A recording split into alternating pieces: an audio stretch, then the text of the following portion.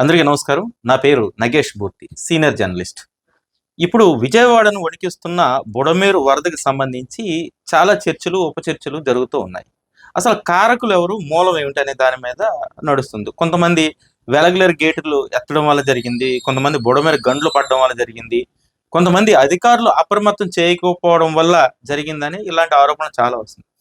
కారణాలు ఏదైనా సరే నిజమైనటువంటి వాస్తవం ఏంటి? అసలు ఒరిజినల్ రీజన్ ఏంటనేది ప్రజలు ఎవరు పెద్దగా డిస్కస్ చేయట్లేదు. దీనికి కారణాలు తెలియకపోవడమే.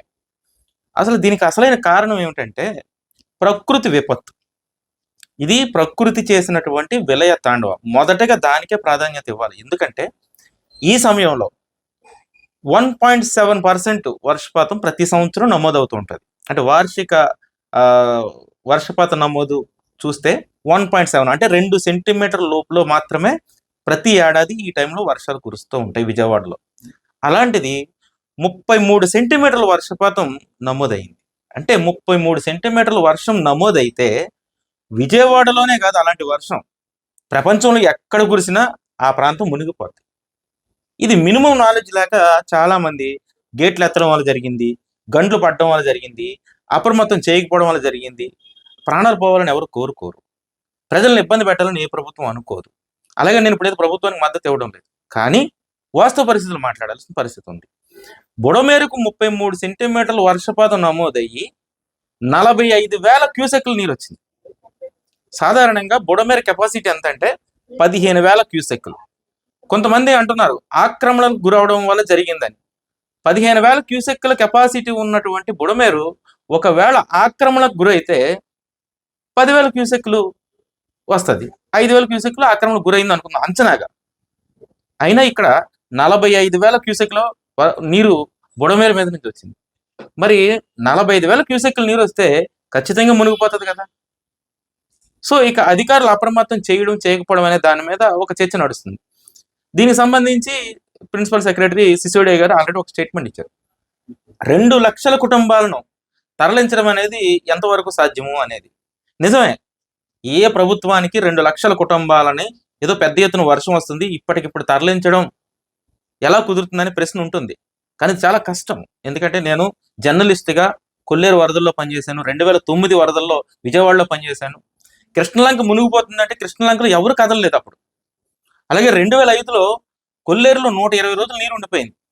120 రోజులు కూడా కొల్లేరులో ఉన్నటువంటి 145 గ్రామాలకు చెందినటువంటి ప్రజలు ఎవరు బయటకు రాలేదు. బయటకు తరలించడానికి అధికారులు పెద్ద ఎత్తున కృషి చేసినప్పటికీ అసలు ఎవరు బయటకు రాలేదు. మేము ఎలాగే ఉంటాము, మాకు అలవాటు అంటూ చెప్పుకుంటూ వచ్చారు. కొన్ని చోట్ల మీ గ్రామాల్లోకి నీరు వస్తుంది, కృష్ణలంక పరిసర ప్రాంతాల్లో నీరు వస్తుంది, మీరు వెళ్ళండి అంటే వచ్చిన తర్వాత చూద్దామన్నారు. మరి అలాంటిది 30 గంటల పాటు ఏకదాటిగా వర్షం కురుస్తూ ఉంటే ఆ వర్షంలో అధికారులు వెళ్ళి చెప్తే ఎంతమంది వింటారు? ఇవన్నీ పక్కకు పెడితే ఎంతమంది వాతావరణాన్ని, వర్షాలని, ముంపు ప్రాంతాలని ఆ టైంలో మొబైల్స్లో ఫాలో అవుతున్నారు? ఎవరైనా కనీసం వార్తలు చూస్తున్నారు? ప్రజలందరూ యూట్యూబ్ రీల్స్లోను, ఇతర సోషల్ మీడియాల్లోనూ, ఫేస్బుక్లో బిజీగా ఉంటున్నారు తప్ప ఇప్పుడు వర్షం పెద్ద ఎత్తున వస్తుంది, మన ప్రాంతానికి ఏమైనా ముప్పు ఉందని ఎవరైనా వాతావరణ శాఖ కానీ వాతావరణ శాఖ అధికారులు కానీ ఫాలో అవుతున్నారా? లేదనే చెప్పాలి. ఇప్పుడు తప్పు ఒప్పులు ఒకళ్ళ మీద ఒకళ్ళు వేసుకుని రాజకీయాలు చేస్తూ చెత్త మాటలు మాట్లాడుకుంటున్నట్టు చాలా మంది రాజకీయాలకు స్వస్తి చెప్పి ఇది ఒక ప్రకృతి విలయతాండంగా భావించాల్సినటువంటి అవసరం ఉంది. ఎందుకంటే ఒక బాధ్యత కలిగిన జర్నలిస్ట్గా నేను ఏ పార్టీకి సపోర్ట్ చేయట్లేదు, ఎవరిని తప్పు పట్టట్లేదు. కానీ తప్పులుంటే చూపిద్దాం, తప్పులను కూడా చూపిద్దాం. కానీ ఇంత పెద్ద కెలామిటీకి ఎవరిదో ఒక లోపం ఉందని అధికార పక్షం మీద ప్రతిపక్షం పని లేక ఆరోపణలు చేస్తుందని అధికార పక్షం, ఇక్కడ రాజకీయాలు సరికాదు. విలయతాండవం జరిగింది, ఇంత వర్షం నమోదైతే ఇంత పెద్ద ఎత్తున ఇన్ని వేల క్యూసెక్ల నీరు వచ్చి ఒకేసారి నగరం మీద పడిపోతే ఏ నగరమైన ప్రపంచంలో ఏ నగరమైనా మునిగిపోద్ది. ఇది ప్రకృతి విలయ తాండవంగా భావించి ఇక నుంచి ఎలాంటి సహాయ కార్యక్రమాలు చేయాలి, ఇక్కడ ప్రజలను ఎలా ఆదుకోవాలి, జరిగిన నష్టం ఎంత, కేంద్రం నుంచి ఎంత తెచ్చుకోవాలి, ప్రభుత్వం ఏ మేరకు సహకరించాలి, స్వచ్ఛంద సంస్థలు ఎంత సహకరించాలి, కార్పొరేట్ సంస్థలు ఎంత సహకరించాలి, ప్రజలు ఏం చేయాలి, దీని మీద డిస్కస్ చేయాల్సిన అవసరం ఉందనేది నా అభిప్రాయం. Thank you.